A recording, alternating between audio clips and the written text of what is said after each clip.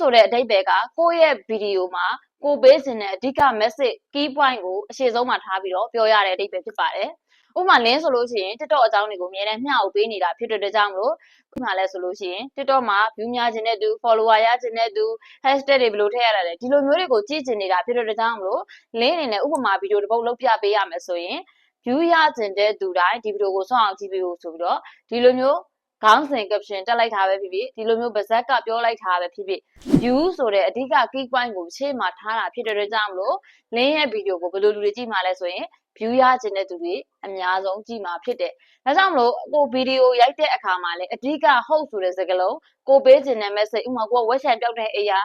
ရောင်းချင်တာလားရောင်းနေတာလားပေါ့နော်။ဒီမှာဆိုလို့ရှိရင်လည်းဝက်ချန်ပြောက်တာကိုကရောင်းမှာဖြစ်တဲ့ကြောင့်မလို့ဝက်ချန်ပြောက်ရှင်တဲ့သူဆိုတဲ့စကားလုံးကိုအရှိဆုံးမှာထုတ်သုံးပေးပြီးတော့ကိုဗီဒီယိုဖန်တီးမယ်ဆိုလို့ရှိရင်လည်းကိုရဲ့ဗီဒီယိုကိုဒီဝက်ချန်သမားတွေကအများဆုံးကြည့်မှာဖြစ်တယ်။ဒီလိုမျိုးပဲဒါကတော့ host ဆိုတဲ့စကားလုံးရဲ့အဓိပ္ပာယ်ဒီအဓိက key point ကိုအရှိမထားပြီးတော့ပြောရတဲ့အဓိပ္ပာယ်ဖြစ်ပါတယ်။ဒီလိုစကားလုံးကိုသုံးပေးခြင်းအပြင်ကိုရဲ့ဗီဒီယိုက quality လည်းကောင်းမယ်ပို့ပြီးတော့ရင်လည်းထိရောက်မှုရှိစေပြီးတော့ပေါက်မှာဖြစ်ပါတယ်ဒီနည်းလမ်းလေးကိုသုံးကြည့်ပါဒါကတော့ link ကိုယ်တိုင်သုံးပြီးတဲ့နည်းလမ်းလေးကိုဒီ video လေးမှာလာပြီးတော့ share လုပ်ပြီးတော့ဖြစ်ပါတယ်ဒီ video လေးကအကျိုးရှိမယ်လို့တော့ထင်ပါတယ်တကယ်လို့အကျိုးရှိတယ်ဆိုရင်လည်းနောက်ထပ်ဗီဒီယိုမှာပြန်ဆုံပါမယ်အားလုံး